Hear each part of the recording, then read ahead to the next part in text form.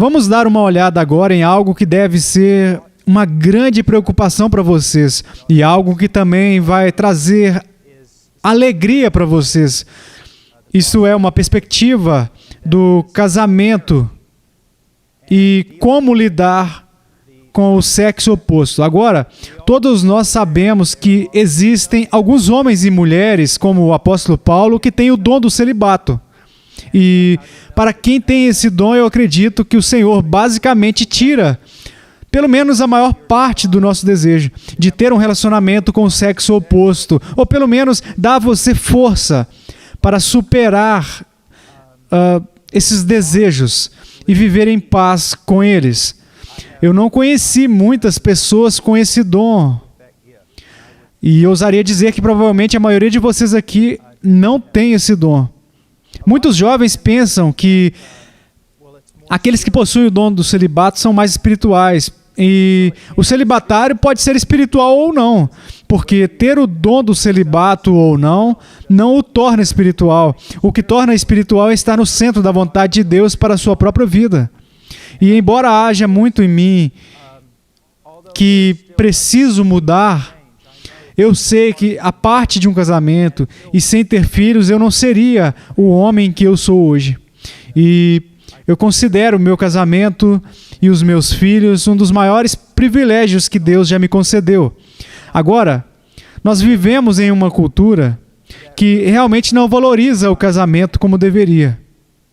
Nós vivemos em uma cultura que não valoriza as crianças como deveria. Nós matamos bebês todos os dias. Essa é a nossa cultura, a cultura da morte. E mesmo entre os americanos casados, a média de filhos da maioria dos casais hoje em dia é de 3 ou 4 filhos. E muitos citam como motivo para isso razões econômicas. Veja, somos o país mais rico do mundo, ou um dos mais ricos, e não queremos filhos. Isso demonstra que também somos uma geração muito egoísta. Pessoas muito egoístas. E então, vamos falar sobre a heresia agora do namoro recreativo. Agora, não sei se vocês já ouviram essa terminologia, a maioria das pessoas chamam apenas de namoro. Algumas pessoas usam a terminologia corte para viver um relacionamento de maneira mais bíblica. É um meio disso. E eu realmente não me incomodo se você usar a palavra namoro, embora eu prefira corte. Mas o que eu sou contra, e a Bíblia também é contra, é o namoro sem propósito. Agora, o que é isso? Se um rapaz viesse até mim e dissesse, olha, eu vou ter um encontro com a Suzy hoje à noite. A minha próxima pergunta seria, bem, e quando Deus começou a mostrar a você que Suzy possivelmente é a garota certa e que é a hora de você começar a pensar em casamento? Quando Deus começou a mostrar a você que Suzy é a garota com quem você deveria se casar? E o jovem responde, o quê? O que você está falando? Eu não estou falando sobre casamento, eu vou ter apenas um encontro. Isso é namoro recreativo. E é uma manifestação da nossa impiedade e do nosso egoísmo. Agora, todos nós fizemos isso. Porque, digo mais uma vez, nosso povo foi destruído por falta de conhecimento. É por isso que você está saindo com ela. Você não tem intenção de se casar com ela. Deixa eu te dizer isso. Perceba que você quer dela e desse relacionamento algo que só deveria ser dado a você dentro do contexto do casamento. Mas você quer isso sem o compromisso. Você só quer se divertir com alguém do sexo oposto. E isso é egoísta e perigoso. Isso não é másculo. Não é quem devemos ser como homens em Cristo. Agora, a prática do namoro sem propósito é tão distante das Escrituras que nem mesmo ela é abordada. É um fenômeno recente que não só não é encontrado nas Escrituras, mas dificilmente é encontrado nos anais da história humana. É simplesmente o produto de uma cultura sem Deus e sem lei, motivada pela ignorância e pela carne, ao invés de pelas Escrituras e pelo Espírito de Deus. Porque as pessoas namoram sem qualquer intenção de casamento. Por quê? Aqui estão algumas razões. Primeiro, satisfazer os desejos imorais da carne. A luxúria e os prazeres imorais. Você só quer se divertir. Você só quer sentir a emoção desse primeiro olhar. Outra razão pode ser para satisfazer as paixões sinceras, que podem até ser bíblicas, mas que você não quer buscá-la no caminho de Deus. No contexto de um compromisso vitalício com Deus, você quer abraçar sem as exigências sacrificiais de tal compromisso. O que eu estou dizendo é, muitos rapazes têm uma paixão sincera, um desejo de estar com alguém do sexo oposto, algo que é bíblico. Mas você está fazendo isso da maneira errada. Você está tentando atender a essa necessidade ou satisfazer essa paixão sem um compromisso vitalício. Outro motivo é a mentalidade de consumo. Teste vários modelos antes de tomar uma decisão. Bem, o problema é este. Rapazes, eu quero que vocês entendam isso. Você não consegue entrar em um relacionamento com alguém do sexo oposto sem criar um vínculo, mesmo se não houver contato físico. Perceba, é impossível você entrar em um relacionamento sem que isso deixe uma marca em você e uma marca nela, de tal modo que quando você finalmente se casar com alguém, você vai para o altar ou como um homem incompleto, porque parte de você já foi dada a diferentes mulheres, ou você vai ao altar na companhia das lembranças das outras mulheres com as quais você já se relacionou. Isso é impossível. E, de novo, independentemente de se existe contato físico ou se não existe contato físico, é impossível não ficarem marcas. Agora, além disso, uma das razões pelas quais isso é feito é simplesmente ignorância. O meu povo é destruído por falta de conhecimento. Agora, eu quero que vejamos várias coisas que são muito, muito importantes. Vamos olhar para o momento do namoro primeiro. Mas antes de eu fazer isso, eu quero compartilhar com vocês uma coisa. Olha, vocês conhecem onde Cristo diz que se você odiou alguém no seu coração, é como se você tivesse cometido um assassinato. E se você olhar para alguém com desejo, é como se você tivesse cometido adultério. Preste atenção no que eu quero que vocês vejam. O que mais se percebe desses mandamentos é que Deus se preocupa com as pessoas. Deus se preocupa com as pessoas porque Deus é amor, mas Deus também se preocupa com as pessoas porque elas pertencem a Ele. Ele as criou. E desfigurar ou contaminar alguém, mesmo com a permissão desse alguém, é uma coisa horrenda aos olhos de Deus. Agora, como eu estava conversando com um jovem mais cedo, eu não sou uma pessoa violenta. Afinal, eu sou um cristão. As pessoas podem me empurrar, as pessoas podem fazer todos os tipos de coisas contra mim e eu não vou responder. Mas se alguém intencionalmente tentasse machucar a minha filha, antes disso teria que me matar. Isso não vai acontecer enquanto eu respirar. De forma alguma eu vou deixar isso acontecer. Agora, se eu, sendo mau, posso amar minha filha dessa maneira, mesmo eu, uma pessoa que renunciou à violência, me tornarei incrivelmente violento se você tentar machucar minha filha. Se eu sou assim, imagine Deus que é justo. A coisa mais perigosa, ou pelo menos uma das mais perigosas que você, rapaz, fará, é entrar em um relacionamento com uma garota que pertence a Deus. É o único caso nas Escrituras em que Deus diz, esqueça, não vou responder às suas orações.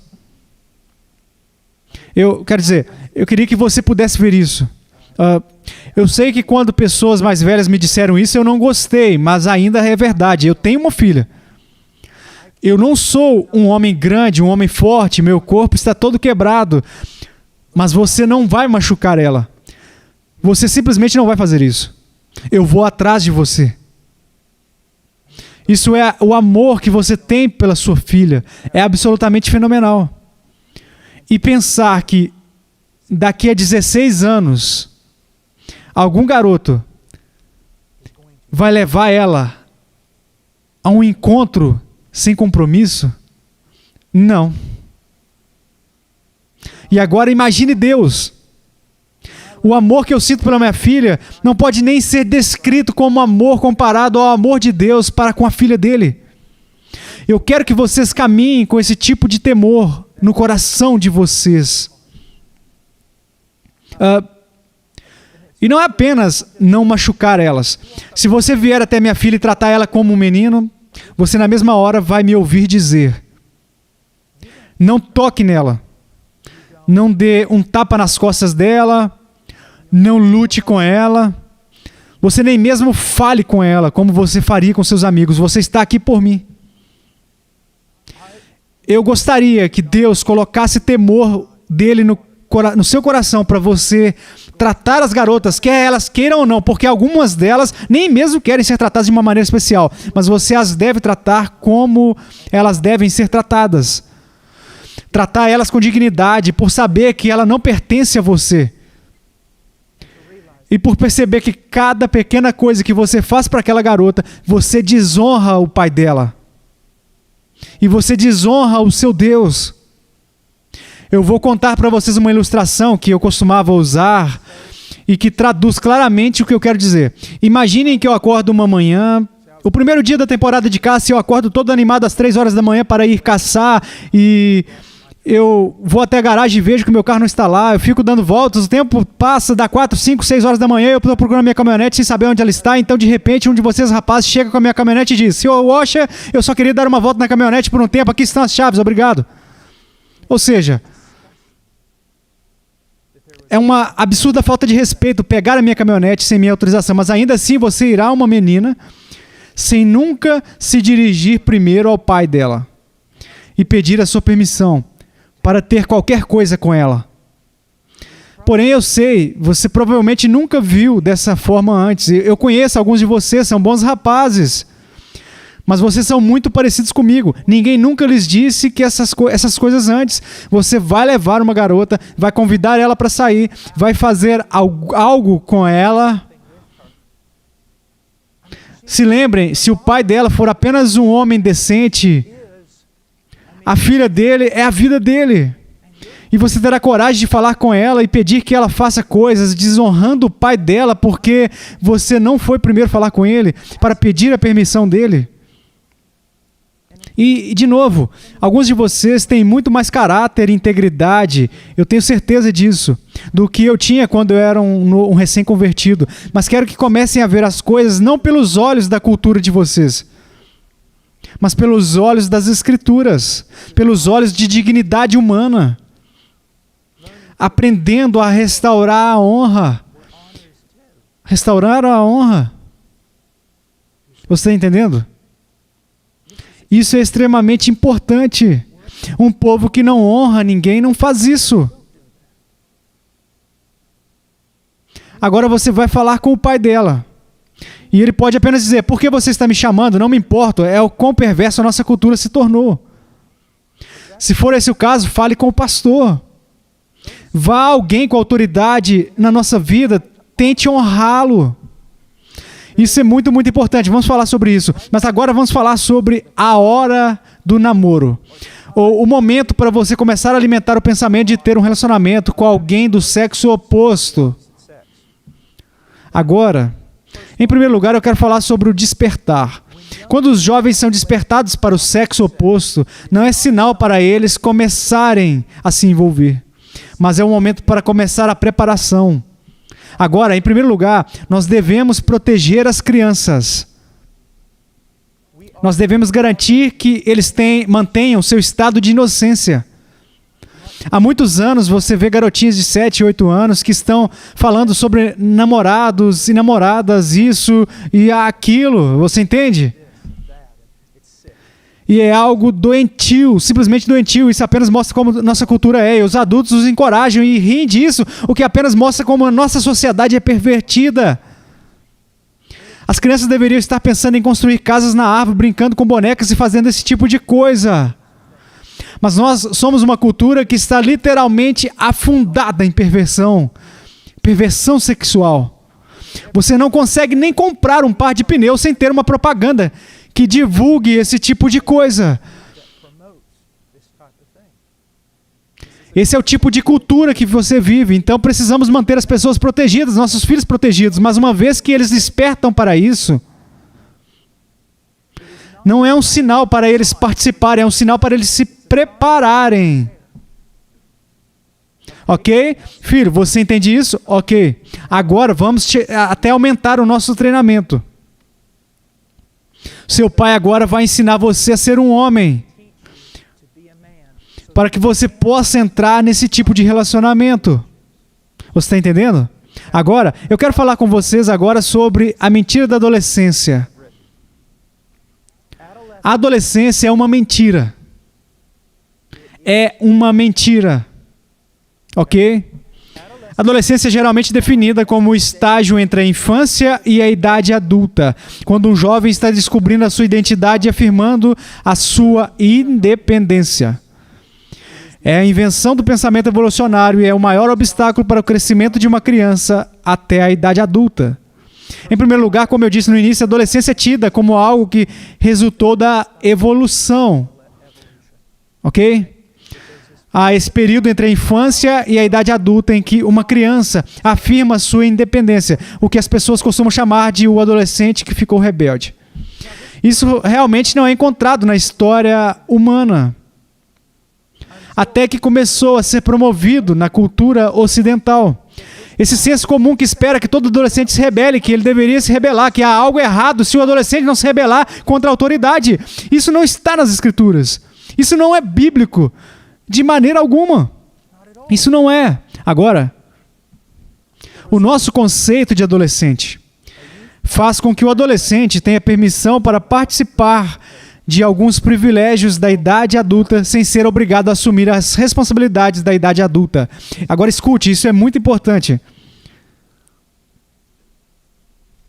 Imagine uma sala cheia de pessoas com 13 ou 14 anos de idade. Se eu entrasse e dissesse, essa noite eu vou conversar com vocês que são adolescentes, eles não ficariam ofendidos, e nem você. Mas se eu entrasse e dissesse, ok, crianças, hoje eu vou estar falando com vocês, meninos, sobre certas coisas que são muito importantes. A maioria desses jovens a quem eu chamei de menino iriam dizer, não sou um menino. Bem, então o que você é? Você é um homem? Não, eu sou um adolescente. Veja a vantagem. Ninguém vai me chamar de menino, embora eu não seja um homem. Eu estou nessa fase de adolescência onde exijo que as pessoas me deixem participar do privilégio da idade adulta, embora eu não possa assumir as responsabilidades da idade adulta. Deixa eu jogar o jogo mesmo que eu não esteja preparado, ou não mereça estar lá, ou possa até mesmo não aguentar estar lá. Alguns de vocês são assim. Agora, eu não quero ser ofensivo, é apenas a verdade. Alguns de vocês se definiriam como um homem maduro. Muitos de vocês diriam, eu não sei. Então, como você se chamaria? Ninguém me chama de menino. Como você quer ser chamado? Você entende? Vejo que você afirma ser capaz de participar de todos os privilégios da vida adulta, embora não tenha assumido as responsabilidades da vida adulta. Isso é a adolescência. Você entende? Você pode sair, dirigir seu carro e ficar bêbado, fazer sexo, e você pode fazer isso e aquilo como um homem, embora não possa assumir nenhuma das responsabilidades. Nem está preparado. Se eu fosse chamar alguém para caçar ursos comigo, alguns ursos por aí, diria antes, me mostre se você sabe atirar. Porque quando tem um urso no seu caminho, é melhor você não entrar. Deixe-me ver a sua técnica, deixa eu ver como você coloca quantas flechas naquele alvo em 30 metros, deixa eu ver o que você pode fazer. Bem, eu não consigo, então você não pode caçar um urso. Antes você precisa estar preparado, você precisa se preparar. E mais uma vez, deixa eu repetir, porque é muito importante para você entender isso, entender o que você é. Nós vivemos em uma cultura, às vezes, quando minha esposa precisa ir ao shopping, e eu vou com ela e observo as pessoas, e eu volto furioso. E é sempre a mesma coisa. Eu não sei se são ou não meninas ou se não são homens, eu não sei o que são. Eles têm pomos de Adão, então eu sei que eles são machos, mas eles andam pelos shoppings com seus penteados, não tem postura, só se vê neles pulseiras e tudo mais. Eles só ficam andando atrás das garotas onde elas vão. É absolutamente patético. Onde estão os homens? Mas veja, mesmo enquanto você não tem que ser menino, você não tem que ser um homem. Você pode estar no meio, você pode ser um adolescente. Você pode ser alguém naquele estágio de desenvolvimento. Coloque isso na sua mente. Algo que acho que é muito saudável. Ou você é um menino ou você é um homem. Agora, também coloque isso na sua mente. Você não possui o direito de começar a pensar sobre um relacionamento com o sexo oposto. Não é o seu direito.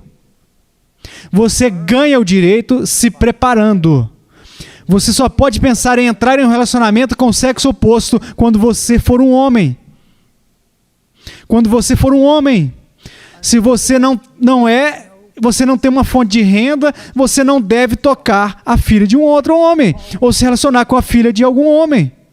Você não tem que fazer isso. Eu quero que vocês apenas olhem para a universidade por um momento. Qualquer universidade.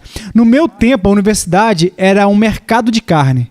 Eu não consigo imaginar que foi reformado e ficou melhor. Quero dizer, até mesmo escritores seculares em Sodoma e Gomorra relatavam que as universidades não possuem padrões morais sobre liberdade sexual e todas essas coisas diferentes que estão acontecendo, que estão simplesmente acontecendo. Mas vamos pensar sobre isso. Pensem em 5.000 jovens que nunca foram retreinados na masculinidade em uma universidade, nunca foram treinados em boas maneiras, com respeito, autoridade, nada disso. Eles são apenas o produto de horas e horas de Bob Esponja. Então vocês colocam com 5.000 meninas que nunca foram ensinadas por uma mulher piedosa, elas nunca foram instruídas na piedade, modéstia, castidade, pureza, nada disso. E você junta os dois grupos e o que você tem é a típica universidade moderna. Uma típica universidade moderna. Isso é uma realidade. Não estou dizendo isso para machucar vocês, estou dizendo isso simplesmente porque é verdade. Simplesmente porque é verdade. Agora, as pessoas sempre me perguntam, bem, o que devemos fazer? Bem, comece com você. Você não pode voltar e reiniciar sua vida. Eu não posso voltar e reiniciar a minha vida. Eu gostaria de ter tido uma infância diferente, eu gostaria de ter tido uma instrução diferente, eu gostaria de ter conhecido a Bíblia e feito todas essas coisas de forma diferente. O fato é que vai haver coisas que eu nunca vou ser. Elas estão perdidas para mim. Eu comecei muito tarde. Sabia tão pouco sobre a masculinidade, não sabia nada sobre isso, mas aqui está o ponto. A reforma pode começar com a minha casa. A reforma pode começar com os meus filhos. Eu nunca vou escalar a montanha toda, mas posso carregar minha família a montanha acima, o mais longe que eu puder. E de lá eles podem decolar e ter uma oportunidade melhor do que eu tive, você entende? É a história que você conta. Os homens voltam da Segunda Guerra Mundial, trabalham o tempo todo em uma fábrica, porque querem dar aos filhos coisas que eles nunca tiveram. E eu também quero trabalhar o tempo todo para dar aos meus filhos coisas que eu nunca tive. Mas não são coisas materiais, são coisas piedosas. São integridade de caráter, a semelhança de Cristo.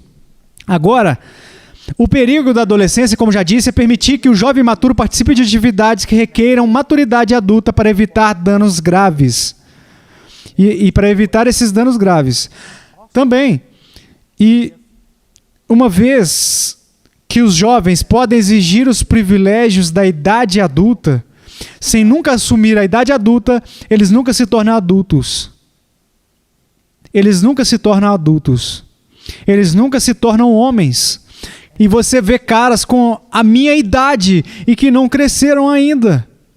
Para eles é tudo sobre sair do trabalho e ficar no bar, ir para jogos de basquete com os amigos. Olha, você sabe que ir a jogos com os seus amigos não é ruim, mas essa é a vida deles. É tudo o que eles pensam. Só brincar com os botões, você sabe, apenas sair fazendo esse tipo de coisa. Homens de 49 anos de idade. Esse é o tipo de cultura em que você está crescendo e precisa entender. há um tempo para todas as coisas. Não é que todas as coisas sejam ruins. Há uma boa hora para se estar com os amigos, há um bom momento para fazer o que você fez essa noite, para todas as coisas. Mas viemos de uma cultura que é consumida por essas coisas. Estar aqui essa noite, sair com seus amigos, essas coisas são maravilhosas, mas não são o centro da sua vida. Você está entendendo? Você vê que o centro da sua vida é a sua esposa, os seus filhos, e o mais importante para você é Deus, e você ser tudo o que Ele quer que você seja. Agora, quero que olhemos em primeiro lugar para uma verdade primária e indispensável. Tanto o homem quanto a mulher devem compreender o propósito divino para o casamento.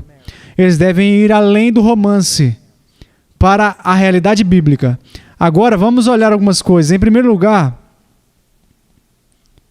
por que casar? Por que se relacionar com o sexo oposto? Bem, 1 Coríntios 10:31. Portanto, quer comais, quer bebais, ou façais qualquer outra coisa, fazer tudo para a glória de Deus. Deus, eu quero fazer isso por ti, para o seu louvor e a sua glória, sua honra. Isso é tudo sobre ti. Ok? Em segundo lugar, o avanço do reino de Deus. Jesus disse, orai, pois, dessa maneira: Pai nosso que estás no céu, santificado seja o teu nome, venha o teu reino, seja feita a tua vontade, assim na terra como no céu.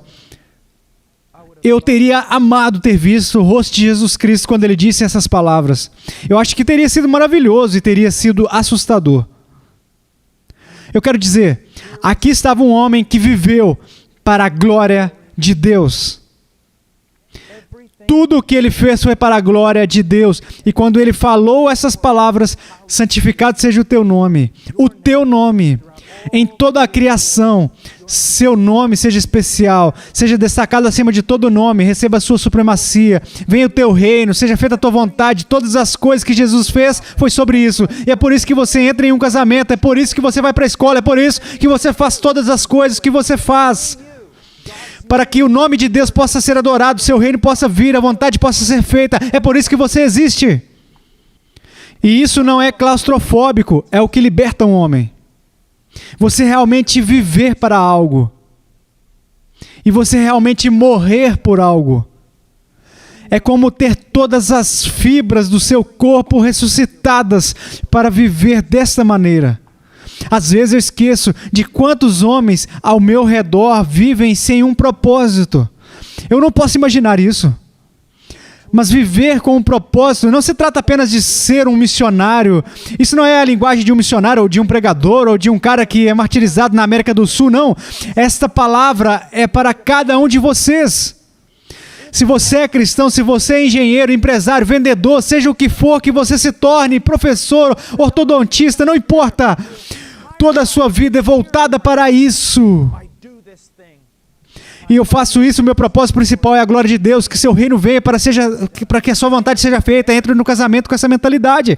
Eu entro neste relacionamento com essa garota para que Deus seja glorificado de uma forma que Ele nunca poderia ter sido glorificado se eu não entrasse. De modo que o reino não viria, nem a vontade de Deus seria feita de maneira que deveria comigo, tendo um relacionamento com essa mulher. É sobre isso que essa palavra é. Agora, no nosso casamento, uma das coisas mais importantes que fazemos como homens é demonstrar para as pessoas o que parece o relacionamento entre Cristo e a sua igreja. Quando as pessoas olham para o meu relacionamento com a minha esposa, elas devem enxergar o que o relacionamento de Cristo com a igreja é. Assim, agora deixa eu dar um exemplo de como isso funciona. Digamos que eu cheguei em casa após uma longa viagem, estou muito cansado, estou esgotado e cansado. E eu chego até a porta da minha casa. Minha esposa é uma senhora muito piedosa, mas dessa vez vamos dizer que ela realmente não tem uma atitude muito boa sobre toda a situação. E vamos dizer que ela está com raiva e que muitas coisas estão acontecendo. Ok? Eu abro a porta. Há 3 semanas que estou travando batalhas lá na Ásia. Eu volto para casa, eu espero ser recebido quase que como uma recepção de um herói. Mas eu sou recebido na porta com problemas e raiva e todos os tipos de coisas. Agora, o que isso representa? Cristo me deu a oportunidade da soberania de Deus, me deu a oportunidade de representar a aparência de Cristo neste planeta, para me referir a ela com amor incondicional, com relacionamento imaculado e incorruptível, para, através dessa responsabilidade, ensinar ela como ela deveria ser. Você entende? O casamento deve representar o relacionamento de Cristo com a igreja, também para levantar uma herança piedosa para o Senhor. Nós lemos a passagem sobre Abraão em Gênesis 18, 19. Eu escolhi para que ele ordene aos seus filhos e à sua casa depois dele, que guarde os caminhos do Senhor. Casamento tem o propósito de quê? Representar Cristo, mas também demonstrar aos seus filhos o que o amor do Pai é. E também para levantar uma herança piedosa para o Senhor. E rapaz, eu quero mostrar para vocês uma coisa, isso requer sacrifício. Agora há outro propósito. Eu mencionei a glória de Deus, o avanço do reino de Cristo, e aqui está outra coisa, conformidade com Cristo. Agora eu quero que vocês ouçam algo. Romanos 8, 28. Sabemos que todas as coisas contribuem juntamente para o bem daqueles que amam a Deus, daqueles que são chamados segundo o seu propósito. Esse bem é o bem de Deus que Ele está tentando fazer na nossa vida. Isto é, nos conformar à imagem de Cristo. Deus tem esse grande propósito, que é dar a você o caráter de Cristo. Agora, esse é o grande propósito do casamento. Te fazer parecido com Cristo. Um jovem vem até mim e diz, cara, eu quero me casar com fulano de tal, e eu pergunto por quê. E ele responde, ela é linda, adoro estar perto dela, quando eu estou com ela eu me sinto muito bem, e isso é absolutamente maravilhoso. Quando ele termina de falar, eu digo isso a ele. Deixa eu ver se eu entendi. Você quer casar com ela porque ela satisfaz todos os seus desejos egoístas e egocêntricos? Ele diz, não é isso que eu quero dizer. Eu respondo, mas é isso que você disse que queria, casar com ela porque ela é linda. E o que você vai fazer quando ela não for mais bonita? O que você vai fazer quando outra pessoa parecer mais bonita do que ela? Você pode fazer o que a maioria dos homens fazem, se divorciar dela. E você acha que está falando dela, mas quando você não estiver mais falando dela, o que vai acontecer? Você vai falar da secretária dela e você vai deixar ela. Você entende? Muito do que nós pensamos ser amor nada mais é do que basearmos nossa vida nos nossos próprios desejos egoístas. Também as pessoas têm essa ideia de amor que é mítica, um desenho animado. Deixa eu dar um exemplo de um homem e uma mulher que são ambos casados com outras pessoas, mas eles têm um caso, e o que eles dizem? Não podemos evitar, foi apenas amor, você sabe que é maior do que nós dois, você sabe, né? Apenas pense no que eles estão dizendo. Eles distorceram o amor em uma força pessoal ou impessoal que realmente existe no universo, mais poderosa do que as pessoas, que pode levar elas a fazer coisas más. Você entende? Eu me apaixonei, eu não estou mais apaixonado por ela, você não pode me culpar, eu não estou apaixonado por ela, você entende? O amor foi embora, nos deixou, nos abandonou, nós transformamos o amor nesta força que pode controlar as pessoas, isso é absolutamente insano. Isso não é amor, é o que está em todos os filmes que você já assistiu. Era mais forte que nós.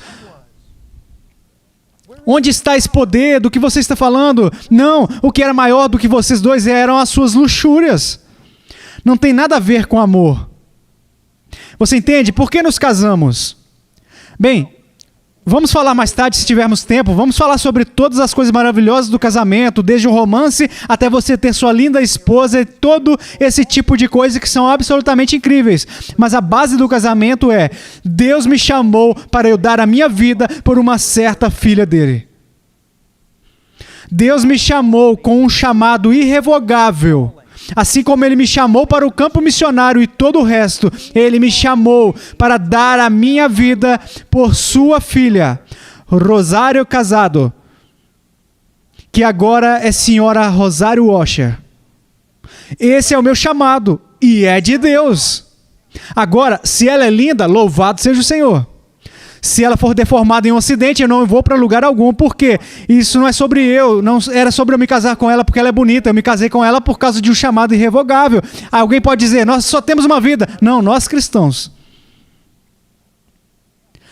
Mas um homem sem salvação pode pensar assim, eu só tenho uma chance de felicidade, estou indo para isso. Vai em frente então. Vai. Se você é cristão, você não acredita nisso. Você entende? Deus chamou você para comprometer a sua vida com essa pessoa. Isso é o casamento. Se for maravilhoso, louvado seja Deus. Se ele desmoronar, você não vai para lugar nenhum. Agora aqui está algo muito importante sobre o casamento. Quando você se casar, alguns dias depois do casamento você vai pensar, o quê? Por que eu fiz isso? Ela não vai ser a pessoa que você pensava que ela era. Ela vai ter pontos fracos que você nem sabia que existiam. Ok? E, deixa eu te dizer, ela vai ter fraquezas em algumas das áreas onde você mais queria que ela não tivesse fraquezas. Quem fez isso? O diabo? Não, Deus. Por quê?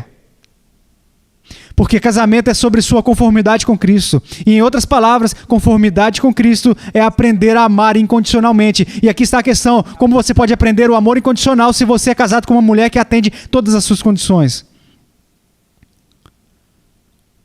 Como você pode aprender a praticar a graça com uma mulher que faz tudo certo? Você entende? Você tem que se perguntar repetidas vezes, o que eu sou, o que vim fazer nessa vida, nesse mundo? É sobre mim ou sobre a vontade de Deus? E aceitar ser conformado com a imagem de Cristo, não fazer o que eu quero, mas o que Deus quer. Rapazes, o mundo inteiro está se despedaçando por causa de desejos egoístas. O que motiva as guerras e tudo mais? Desejos egoístas. Porque as pessoas se divorciam? Desejos egoístas. Desejos, eu, só eu, tudo eu. Não, você morre para si, para servir, e ao fazer isso encontra a maior alegria. Agora, eu quero falar com vocês por um momento sobre quando um jovem deve iniciar um namoro. O princípio bíblico é simples e desafiador. Um jovem pode buscar um relacionamento com o sexo oposto depois que ele abraçou a idade adulta em suas responsabilidades. Se vocês não abraçaram a idade adulta em suas responsabilidades, então esqueça o sexo oposto, porque garotinhos não podem fazer isso. E eu entendo se algum de vocês aqui querer lutar comigo por causa disso, mas já vou avisando que serão necessárias 2 ambulâncias para nos transportar. Eu estou realmente tentando abrir a mente de vocês.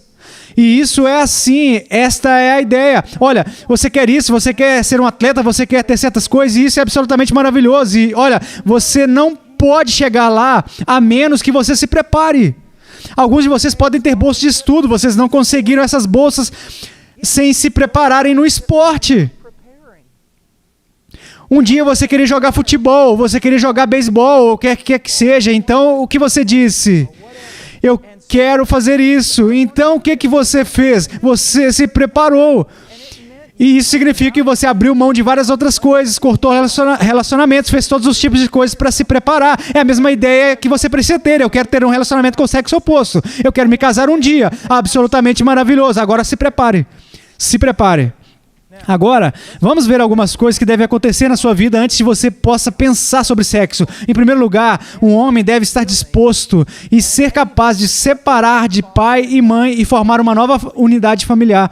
Ouça o que diz Gênesis 2:24. Portanto, deixará o homem o seu pai e a sua mãe e apegar-se-á a sua mulher e serão ambos uma só carne. Agora, em primeiro lugar, o texto diz, por esta razão, um homem deve deixar o seu pai e a sua mãe, não um menino. Um homem deve deixar o seu pai e a sua mãe. Deixar é uma palavra muito forte, que é traduzida de uma palavra hebraica que significa deixar para trás, partir, abandonar, negligenciar. O ponto não é que nós devemos negligenciar nossos pais. O que quero dizer é que nos separamos deles e nos tornamos uma unidade familiar totalmente diferente, sustentando-nos por conta própria. Você hoje em dia é capaz de fazer isso? Agora, deixa eu dizer algo aqui. Isso é muito importante. Eu não teria de dizer isso 500 anos atrás, mas eu tenho que dizer isso agora. E não é culpa de vocês, é apenas a realidade que vocês vivem. E eu quero aplicar isso com sabedoria. Vocês estão na faculdade. Alguns de vocês são caras nobres, vocês trabalham duro, vocês estão na faculdade, vocês estão estudando, e agora vocês simplesmente não podem deixar o pai e a mãe de vocês. Vocês talvez não poderiam se sustentar completamente, inteiramente. Talvez, um monte de coisa assim. Isso não significa necessariamente que você não pode estar pensando ou mesmo entrando em um relacionamento para se casar. Ok? Porque nós vivemos em uma época diferente. Alguns de vocês são nobres, alguns trabalham duro, mesmo estudando, vocês procuram ter um emprego, mas vocês não podem realmente fugir. Talvez seu pai ainda esteja te ajudando com um seguro de carro, talvez ele esteja pagando parte da sua mensalidade. Eu não quero te desanimar, mas vou te dizer uma coisa.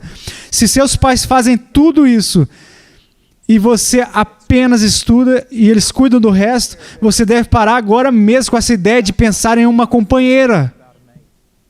Agora, se você é jovem, está estudando muito, seu pai aprova o que você está fazendo, você está trabalhando muito, está fazendo o que tem que fazer e Deus traz alguém para a sua vida, vai em frente, ok? Eu não quero que você pense que estou dizendo que só porque você está na faculdade você não pode estar em algum relacionamento, mas você entende o que eu quero dizer.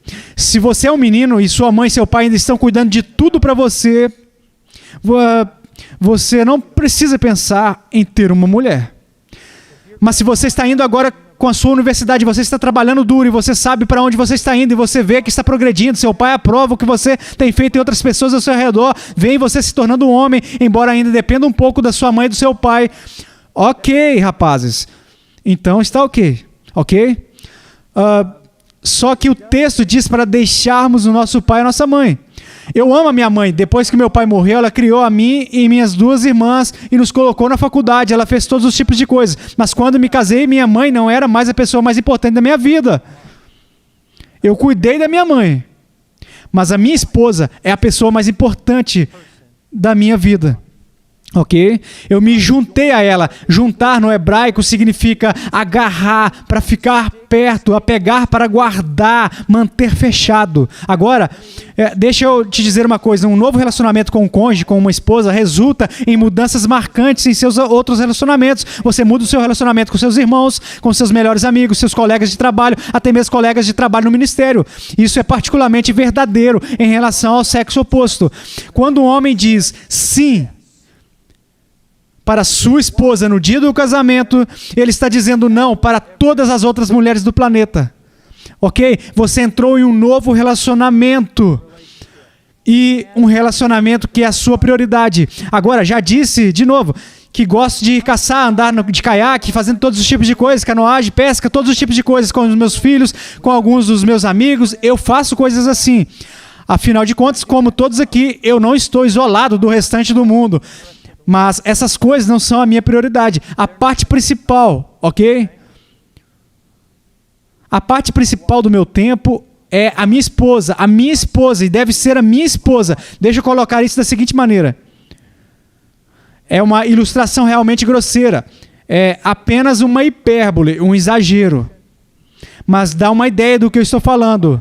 Se eu estou em um barco com a minha esposa e meus 3 filhos, eu sou o único que sabe nadar e o barco começa a afundar, quem que eu vou salvar? Eu vou salvar a minha esposa.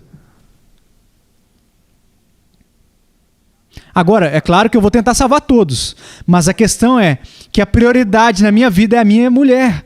Não sou uma carne com os meus filhos, sou uma carne com a minha mulher, mas há uma parte boa nisso. O homem que ama sua esposa mais do que qualquer pessoa neste planeta terá os filhos mais felizes do mundo. Terá os filhos mais protegidos do mundo, porque eles estão olhando para isso. Papai está presente. Essa casa é como uma rocha, ok? Isso é muito, muito importante. Você sabe por que dizem que não há amor como o amor de mãe? Em primeiro lugar, a Bíblia não diz isso, mas eu aprecio isso.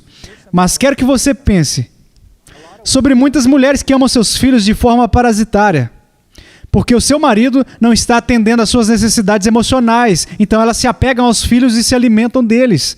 Mas os filhos não foram dados a uma família para atender às necessidades emocionais dos pais. É por isso que quando uma senhora que foi negligenciada por seu marido tem um filho, e o seu filho é tudo para ela, então uma jovem moça aparece e quer se casar com o filho dela, aquela mãe vê aquela jovem como uma adúltera, alguém que está roubando o filho dela. Veja como o pecado pode simplesmente gotejar e matar você em toda parte. Agora, vamos ver agora sinais importantes de maturidade masculina. Vamos ver o que é um homem maduro. Em primeiro lugar, uma devoção pessoal, uma experiência sua com Deus. E quando eu digo isso, nenhum de nós é uma ilha para nós mesmos. Não há lobo solitário no cristianismo. Todos nós precisamos de outras pessoas. Mas se você é cristão, só por causa da força do seu pai, da força de sua mãe, ou de quem quer que seja, você nem deve começar a pensar em um relacionamento com alguém do sexo oposto. Por favor, não faça isso com elas. Porque quando você entra em um relacionamento e se casa, você se torna o chefe e haverá alguém lá para você ajudar.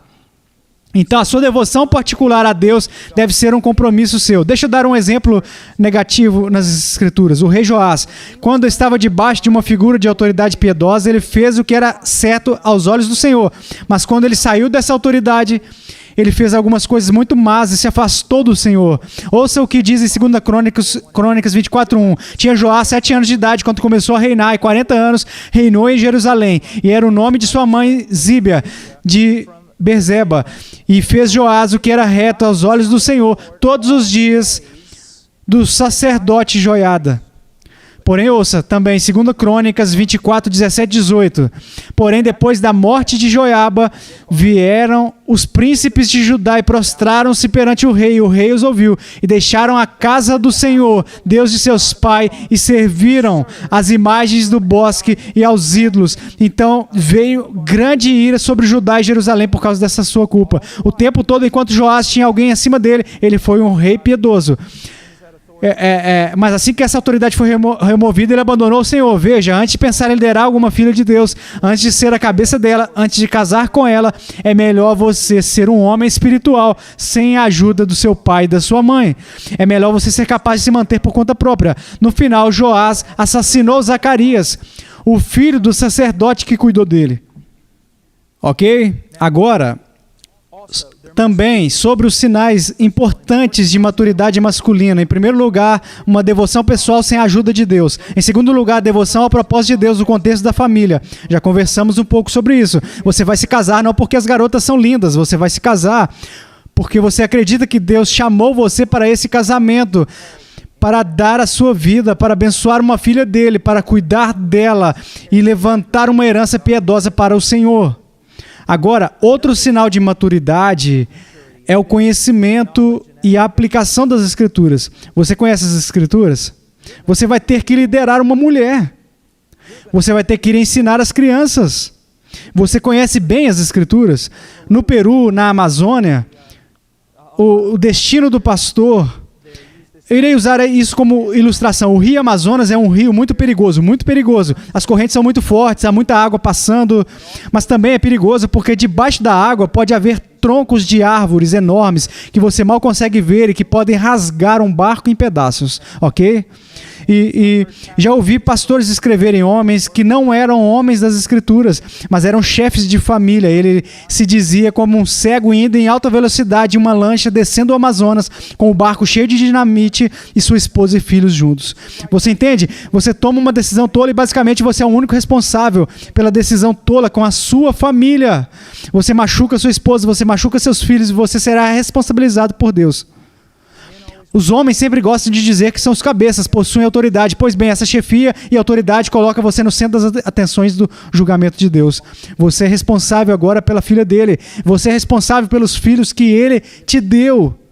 E isso é extremamente importante, rapazes. É por isso que eu digo, pode ser uma coisa terrível. Ouça isto, esta é a maneira que o rei deveria agir em Israel.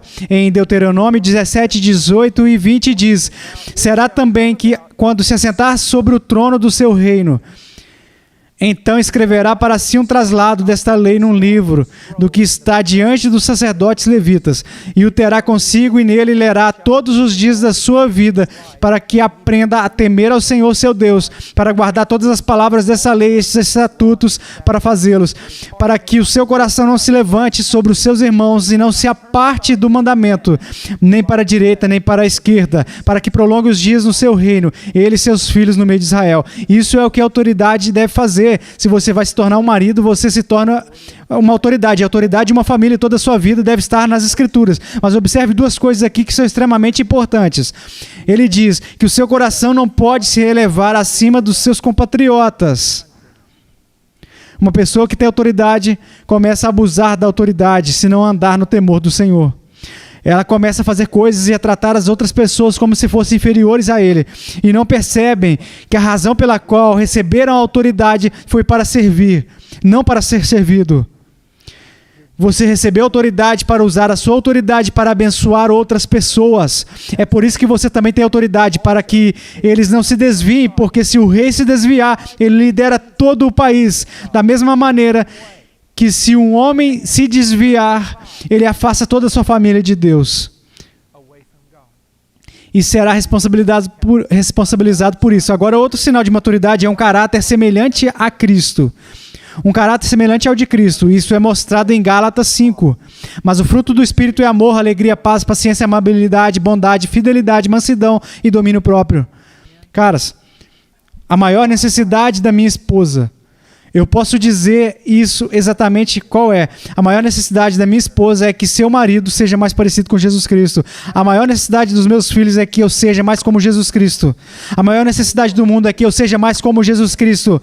E você pode dizer a mesma coisa agora.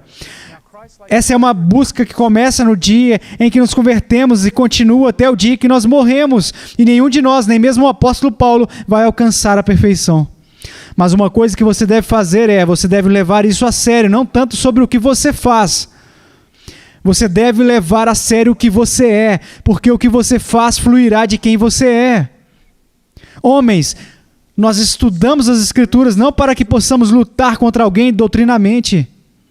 Nós estudamos as Escrituras para que possamos ser conformados à imagem de Cristo. É por isso que nós fazemos isso. Então precisamos da Escritura desesperadamente. Precisamos da oração desesperadamente. Homens, é quem nós somos que afeta aqueles ao nosso redor. E não apenas o que nós fazemos. Agora, outra coisa muito importante que mostra a maturidade é a força moral. Ouça algo aqui que não é tanto assim da nossa cultura. 1 Coríntios 16:13, Paulo diz: estejam vigilantes, mantenham-se firmes na fé, sejam homens de coragem, sejam fortes. Agora, eu quero que vocês observem algo aqui, isso é muito importante. Ele diz, haja como homem. As Escrituras nos ensinam que os homens agem de maneira diferente das mulheres. Você foi criado em uma cultura onde dizem que os homens não agem da maneira diferente das mulheres e as mulheres não agem da maneira diferente dos homens. Você vive em uma cultura onde, se os homens praticam a masculinidade deles, eles se envergonham das pessoas ao redor deles, as quais os zombam. E as mulheres são aplaudidas por manifestarem masculinidade. Os homens de hoje em dia são aplaudidos por manifestarem feminilidade e as mulheres são aplaudidas por manifestarem masculinidade. Vai entender, né? Vai entender. Rapazes, não se adaptem ao jeito deles. Ele diz, seja forte. Eu quero dizer, te digo, eu sou casado, eu me casei com uma mulher perfeita para mim. Se eu entro na internet, é como se 10 mil pessoas estivessem pedindo pela minha morte. Acabei de pregar em um lugar onde todo mundo quer me espancar depois, então eu chego em casa me sentindo meio triste, minha esposa diz, o que está acontecendo? Eu digo, esses caras vão me bater, esses caras estão me destruindo, todo mundo está contra mim. E ela diz, eles deveriam estar contra você. Isso é o que você faz. Homem, de pé. Vá lá e lute novamente. É o que você é chamado para fazer, isso é o que os homens fazem, eles se posicionam contra a falsidade. Vá lá e lute.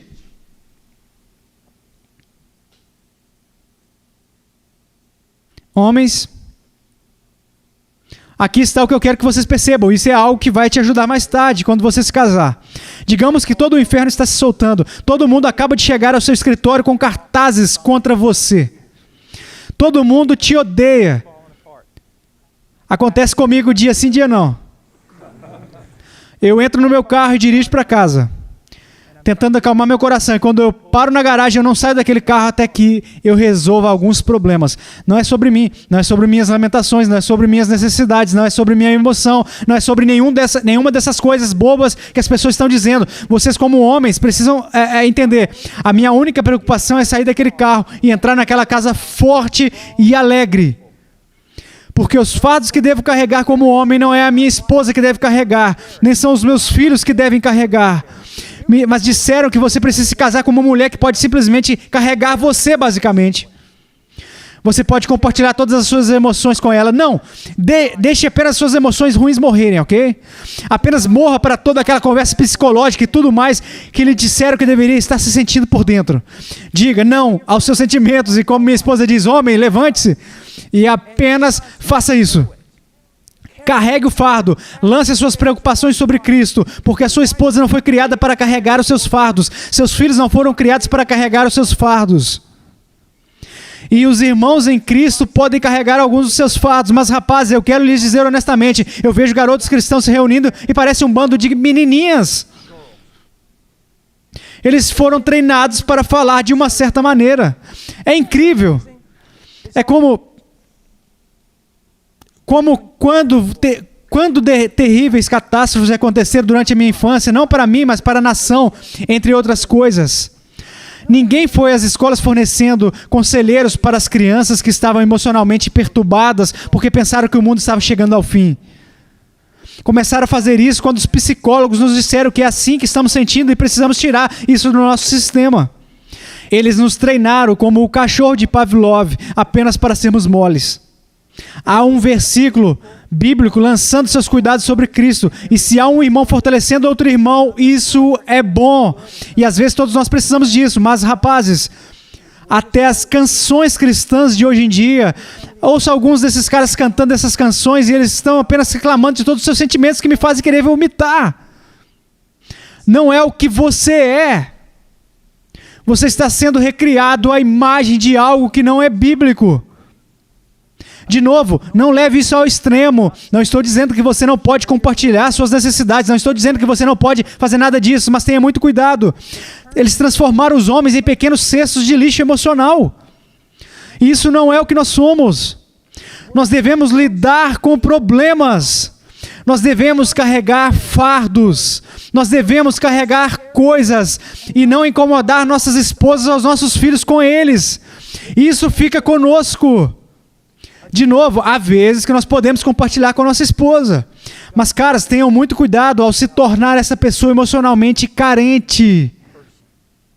Isso não é o que você é. Não é o que você foi criado para ser. Agora, veja Jeremias 12:5. O Senhor fala muito comigo através desse versículo. Se você correu com homens e eles o cansaram, como poderá competir com cavalos?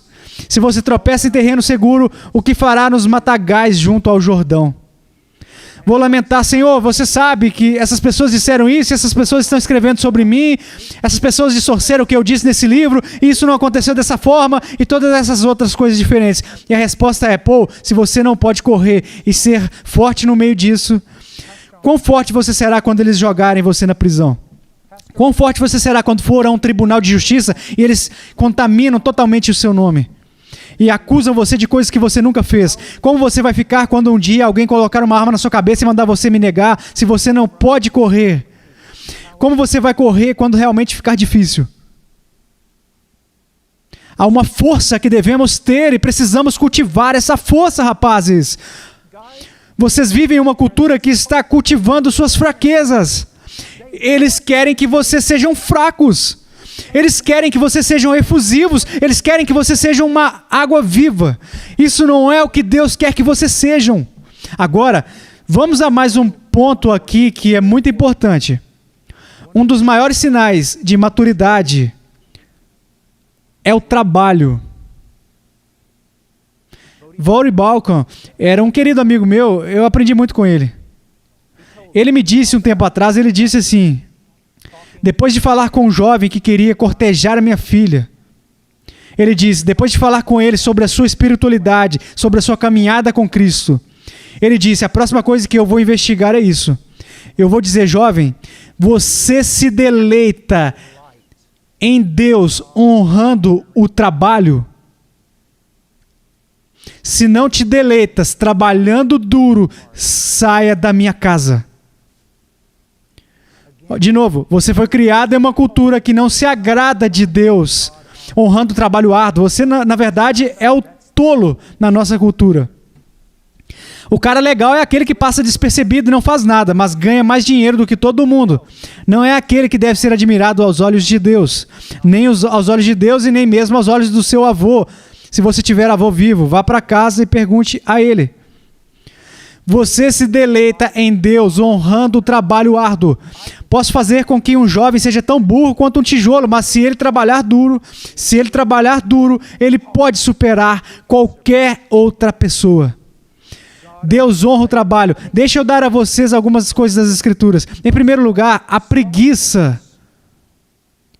Na igreja primitiva, era considerado um dos 7 pecados capitais. Um dos pecados capitais, são vícios capitais, junto com a gula, ganância, cólera, inveja e orgulho e outros. Preguiça era considerado um pecado mortal. Ser um preguiçoso. Hoje em dia você vê muitos filmes e coisas que acontecem. Quem é o cara que acaba ganhando? Esse cara que não faz nada, ele possui apenas um talento. Ele é um vagabundo, mas então ele consegue tudo feito. Veja o que o diabo faz. Olhe para a sua cultura, o que ela está tentando te ensinar. Você não deve ser um cara trabalhador. O cara trabalhador é ridicularizado. Ele tem alguma ética puritana, ele é um idiota. Ele não pode realmente produzir, ele trabalha duro, ele nunca vence. Não é isso que diz as Escrituras. Outra coisa, trabalho árduo e diligência são virtudes grandemente honradas por Deus. Mas a preguiça é considerada um dispositivo perigoso e destrutivo. Vamos apenas olhar para alguns versículos das Escrituras. Como eu disse, pergunte a si mesmo, você é um sábio ou você é um tolo? Provérbios 10:5, o que ajunta no verão é filho sábio, mas o que dorme na cega é filho que envergonha. Você é diligente? Provérbios 13:4. A alma do preguiçoso deseja e coisa nenhuma alcança, mas a alma dos diligentes engorda ou prospera. Você segue perseguições vazias, tais como esportes, hobbies, entretenimento. Provérbios 28:19. O que lavrar a sua terra virá a fartar-se de pão, mas o que segue ocioso se fartará de pobreza. Quantas ótimas personalidades do esporte na faculdade estão vivendo da previdência agora? Acabei de ver uma coisa na ESPN, onde eles estavam falando sobre apenas desfilar todos esses caras que eram como superestrelas, jogadores de futebol, e agora eles estão falidos. Agora, rapazes, vamos olhar para isso biblicamente. Primeiro vou acertar um lado, depois vou acertar o outro, ok? Uma vez, Rory Balcon, alguém perguntou a ele, eles disseram, você sabe que seu filho é muito atlético, é muito grande, você sabe quão bom ele poderia ser se ele fosse praticar esportes? E ele respondeu, por quê? E ele é um grande cara, ele pode se você quiser. Ele respondeu, por quê? Bem, você sabe, esportes produzem caráter. Então ele diz, ok, vamos pensar nisso logicamente. Esportes produzem caráter. Portanto, aqueles que praticam esportes há mais tempo serão homens de maior caráter. Portanto, encontraremos os homens de maior caráter na NBA e na NFL. Esse raciocínio não funciona. Não funciona. Agora, deixa eu falar algo que todos nós conhecemos. Esportes e atletismo são deuses aqui no nosso país. Quero dizer, é o Império Romano feito de novo. E eu estou voltando no tempo. Acontece hoje em dia. Agora, isso significa que todos os esportes são ruins? Absolutamente não. Isso significa que é errado praticar esportes? Pode ser errado pregar se você não foi chamado para isso. Mas alguém que vê que Deus deu a eles um propósito em um lugar e praticando esportes, alguém que gosta disso, eu não vejo problema nisso. A única questão é, Deus não vai te colocar em uma situação em que isso faça com que você cresça e seja impiedoso. Se por causa do seu esporte você está em uma equipe ou algo que está causando grande turbulência e impiedade, não significa que você precisa ir embora, mas significa que você pode precisar de alguns conselhos sérios e definir as suas prioridades. Você precisa encontrar uma maneira que isso funcione, porque é melhor se isolar dos esportes do que ter um corpo saudável e ir para o inferno. Lembra do que Jesus disse? Arranca seu olho, corte sua mão. Porque seria melhor passar a vida sem eles do que ter um olho saudável e uma mão saudável no inferno. Rapazes, eu posso dizer isso a vocês, pessoas que têm sido uma bênção para mim no atletismo, que foram jovens piedosos e realmente mostraram a coragem deles. Mas, rapazes, veja, não brinque com esse Deus. Cristo tem que estar no centro e você tem que saber que Ele me trouxe aqui com um propósito. Então, se Ele te colocou lá com um propósito, procure caminhos para você usar o que Deus te deu como uma bênção.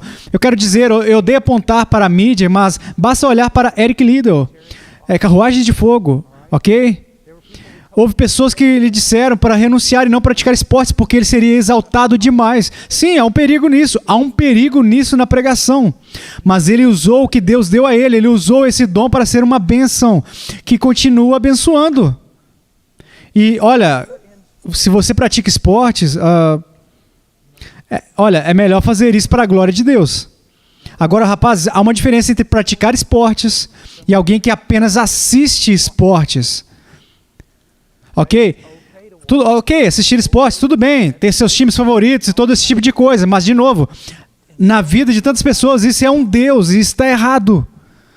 Isso vai acabar com o seu casamento. De fato vai. Agora, aqui está outra questão. Você ama o prazer?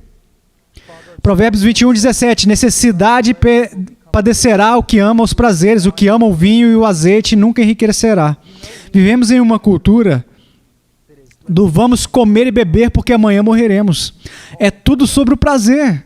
Na minha primeira aula de filosofia, isso é incrível, lá em 1979, ok? Discutimos uma situação hipotética que era tão absurda para todos nós, que nem queríamos fazer, mas era necessário. E esta era a situação. Qual é a ética se eles pudessem criar uma máquina que pudesse entretê-lo ou dar-lhe tanta alegria que você gostaria de ficar sentado naquela máquina 24 horas por dia? E isso te daria prazer, alegria, entretenimento e tudo mais, mas seu corpo iria se deteriorar até se tornar apenas uma gota de nada. Ok? Agora, nós pensamos que isso é absurdo, achamos que isso nunca vai acontecer. Mas já aconteceu. Você vê pessoas literalmente vivendo suas vidas em videogames, apenas em busca de prazer, apenas sonhando com todos os tipos de coisas. E até mesmo a mídia pode ser muito, muito perigosa. Deixa eu dar um exemplo. Não sei qual filme do Homem-Aranha foi, mas era um filme do Homem-Aranha e ele estava balançando em uma corda, ok? E um rapaz que trabalhou com o John Green, da Inglaterra, trabalhou no nosso escritório, agora ele está trabalhando para nós na Inglaterra, mas ele chamou lá e disse, olha esse trailer. Eu acho que foi Homem-Aranha 2, mas talvez, olha isso. Olhe para esse trailer, era um trailer de 45 segundos. E foi inacreditável, foi maravilhoso. Quero dizer, era simplesmente alucinante. E por si só não havia nada de errado com isso, ok? Quero deixar isso claro. Mas foram 45 segundos de humanos fazendo coisas que humanos não podem fazer. É inacreditável quão rápido ele estava se movendo, a música e todo esse material bombardeando, e cenas e tudo mais. E quando 45 segundos se passaram, é como se você estivesse quase sem palavras e não pudesse respirar. Foi fantástico! Mas aqui está o problema, não é real. E você sabe o que acontece? A realidade não é mais bom o suficiente. A realidade não é mais emocionante. Tantas pessoas vivem suas vidas inteiras em um mundo de fantasia. O Homem-Aranha não existe. Wolverine não tem essas coisas saindo dos seus dedos. Mas o que acontece é que quando a mídia e os videogames e tudo mais se tornam tão grandes na sua vida, literalmente, a realidade não é mais divertida. Este é o tipo de cultura para a qual nos mudamos. Você ama o prazer. Agora, aqui está a questão. O que você está guardando para o seu futuro e o futuro dos seus filhos? Provérbios 13:20. O homem de bem deixa uma herança aos filhos de seus filhos, mas a riqueza do pecador é depositada para o justo. Você sabe o que algumas garotas piedosas me disseram um tempo atrás? Elas disseram que sentiam que Deus as queria para se casar. Elas queriam se casar. Elas estavam orando por um marido. E eu lhes disse, eu estava em outra igreja e disse, mas veja o que há muitos rapazes dessa igreja, na casa dos 20 anos, 25 anos, e que amam o Senhor, leem a Bíblia e essas coisas. Qual é o problema? E elas disseram, irmão Paul, esses caras trabalham para economizar para o próximo Xbox. Eles trabalham para colocar pneus novos nos seus carros como aros chamativos. Nenhum deles sequer concebe trabalhar para economizar para uma casa ou para preparar algo para a família ou alguma coisa do tipo. Eles são meninos. Eles, se tiverem algum dinheiro em suas mãos, vão jogar com seus amigos ou vão gastar para comprar, como eu disse, um novo videogame. Caras, isso é verdade. Eu te encorajo agora, não me importo o quanto você vai economizar, comece a economizar agora, mesmo que seja $1 por semana. Comece a perceber isso, você é um homem. Você diz que não é casado, eu sei que você não é casado, e você nunca será se você não mudar algumas coisas. Você entende? Comece a ter essa mentalidade. Deveríamos pensar dessa maneira desde quando tínhamos 14 anos. Mas como não fomos instruídos, não pensamos dessa maneira nem mesmo aos 25.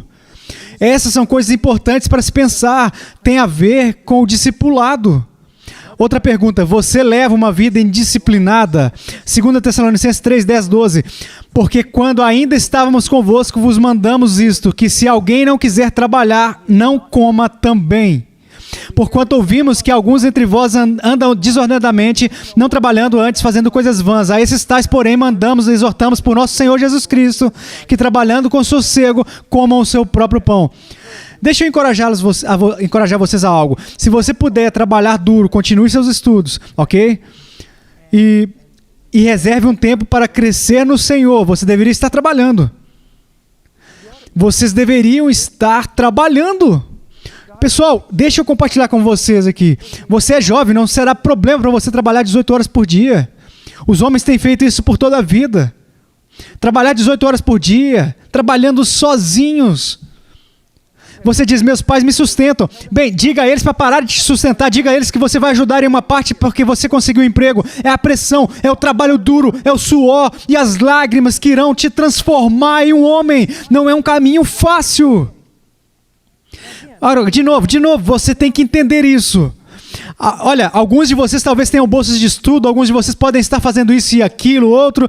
Eu não quero colocar nenhum fardo em vocês, mas o que eu não quero que vocês façam é apenas andar por aí pensando que a faculdade é um tempo de lazer e curtição. Vocês deveriam ser homens, vocês estão sendo preparados para o futuro. Vocês estão trabalhando em um estado de cansaço para ser homem. Agora, apenas mais alguns motivos para você trabalhar. Basicamente, Provérbios 23, 4, 5 diz isso. Não te canses para enriqueceres, dá de mão a tua própria sabedoria. Porventura fitarás os olhos naquilo que não é nada, porque certamente se fará asa e voará ao céu como a águia. Pessoal, se você quer ser rico, você é um patético. Você é apenas patético. Se Deus te faz rico e Ele usa a sua riqueza para alimentar o seu povo que está morrendo de fome em outros países, para ajudá-los a sair da prisão, coisas assim, para enviar missionários, louvado seja Deus. Mas se você quer ter coisas boas, você vendeu a sua alma para essas coisas. Estamos vivendo em uma guerra. Estamos chegando provavelmente perto do colapso da nossa própria cultura, nossa sociedade, nosso país. E você quer comprar coisas que estão na moda e que não consegue?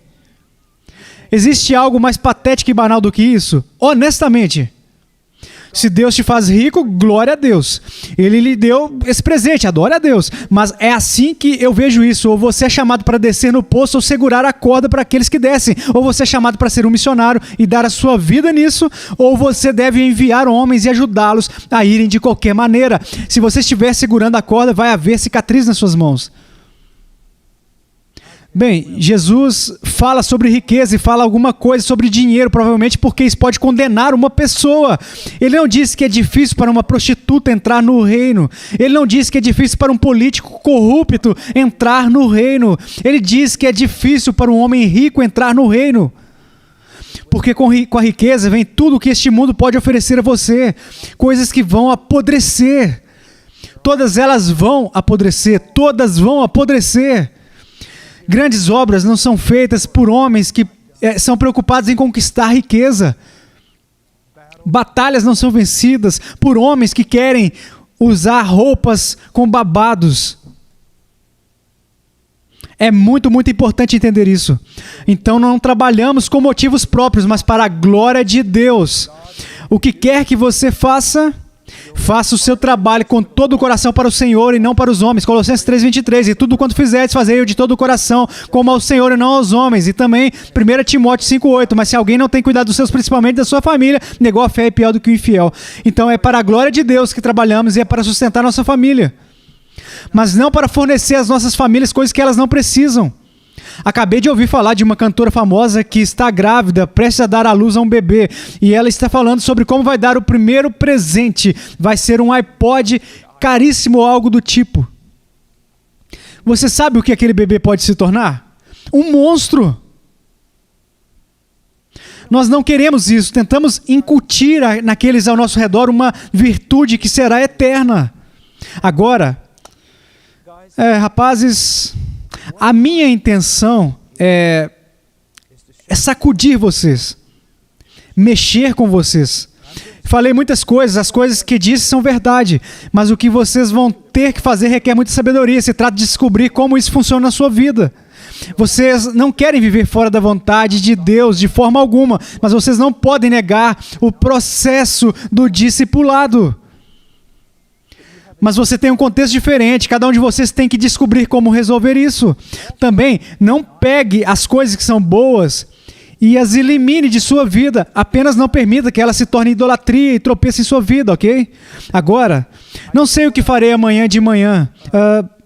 Há algo sobre que posso dar princípios de namoro e coisas como preparação para o namoro. Há também uma sessão inteira aqui sobre uma mulher de Deus. E você diz, bem, o que eu preciso saber sobre uma mulher de Deus? Alguns de vocês já leram Provérbios 31 sobre a mulher virtuosa? Adivinhe, aquilo não foi escrito para uma mulher. A maioria das pessoas não consegue perceber que foi escrito para um filho. Rapaz, deixa eu dizer uma coisa. Eu não seria nada, acho humanamente falando, sem a esposa que Deus me deu. Ele me deu a pessoa exata que eu realmente precisava. E eu quero te dizer uma coisa, sua esposa vai te construir ou ela vai te destruir. Ela pode fazer você se tornar algo que você nunca poderia ser sem ela. Ela pode destruir você e algumas coisas sobre as quais podemos falar. Deixe eu apenas compartilhar com vocês essas coisas bem rápido. Uma, se aquela mulher não respeitar a autoridade do pai dela, ela não respeitará a sua autoridade como marido. 2, a beleza é uma maravilha, mas a sensualidade foge dela como se a menina tivesse lepra. Uma menina que se veste com sensualidade para que os outros possam vê-la, foge dela como uma praga. Você foge dela como uma praga.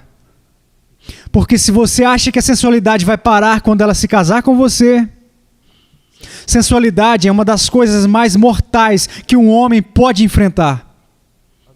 Uma garota que não se esconde dos homens, não vai se esconder dos homens depois que ela se casar com você. Beleza é uma coisa absolutamente maravilhosa. Eu me casei com uma mulher linda, linda. Agora, você quer casar com uma garota que se preserva de quem está perseguindo, que é pura. Agora, claro que ela pode ter um passado que é muito escuro, porque naquela época ela não conhecia Cristo, ok? Mas Deus pode pegar uma garota que tinha um passado muito sombrio e transformar ela em uma pessoa linda. Não estou falando que você só pode se casar com a Cinderela, ok? Porque todos nós temos um passado sombrio, mas pense sobre isso e seja cuidadoso, mas pense sobre isso. Como a minha esposa disse, não se faça de bobo comigo, vocês sabem exatamente do que eu estou falando. Você não pode definir sensualidade, mas quando você a vê, você sabe disso. Eu sei de uma senhora que era amiga minha, amiga da minha esposa, e literalmente ela parece uma supermodelo. Eu não estou brincando com vocês. Se ela entrasse por aquela porta ali agora, todos vocês se virariam e olhariam e pensariam na mesma hora. É isso que vocês pensariam. Uau! ela é linda, muito elegante, ela se move como uma poesia, uma bela dama, é o que você pensaria. Mas você também sabe que há garotas que poderiam passar por aquela porta que não seriam nem a metade fisicamente bonitas quanto ela. E no momento em que você voltasse os seus olhos para elas, você teria que se virar se você for um homem, um jovem de Deus. Porque você sabe que o que está surgindo não é beleza, mas é sensualidade. E isso é mortalmente imortal e vai causar estragos na sua vida. Você também tem que pensar a respeito disso. Essa garota com quem você vai se casar vai ser a mãe dos seus filhos. Vai ser a mãe da sua filha, ok? E digo uma coisa para vocês. Eu desejo que vocês anseiem procurar uma mulher simples e pura. Busque isso em uma mulher. Isso é parte do que a liderança é. Olha, você pode conhecer uma garota um dia e pode ser a garota que Deus quer que você se case. Mas não significa que no momento em que você a conhece, você deva se casar com ela. E talvez ela seja a pessoa errada, ok? Mas conforme você fala coisas desse tipo, você começa a dizer, veja, eu realmente me importo com você, mas essas são coisas que não me agradam como homem. Eu desejo o que Deus deseja. A beleza interior, perseguir a inocência e a simplicidade. Ok? Talvez tenhamos a chance de falar sobre isso amanhã. Vamos orar, então vocês podem matar um ao outro no jogo de queimada. O cara que me assusta é aquele que só chuta as coisas. Onde ele está? Onde? Você chuta para ajudar seu time de futebol ou você apenas está fora de si?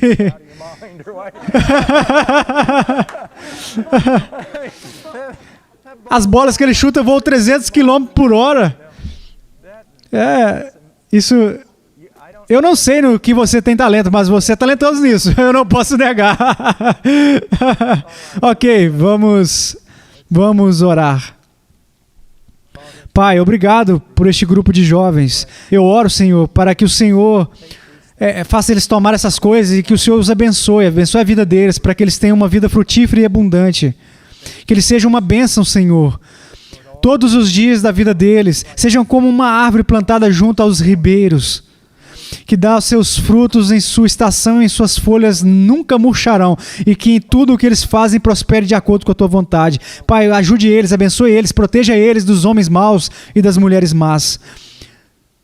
Em nome de Jesus. Amém.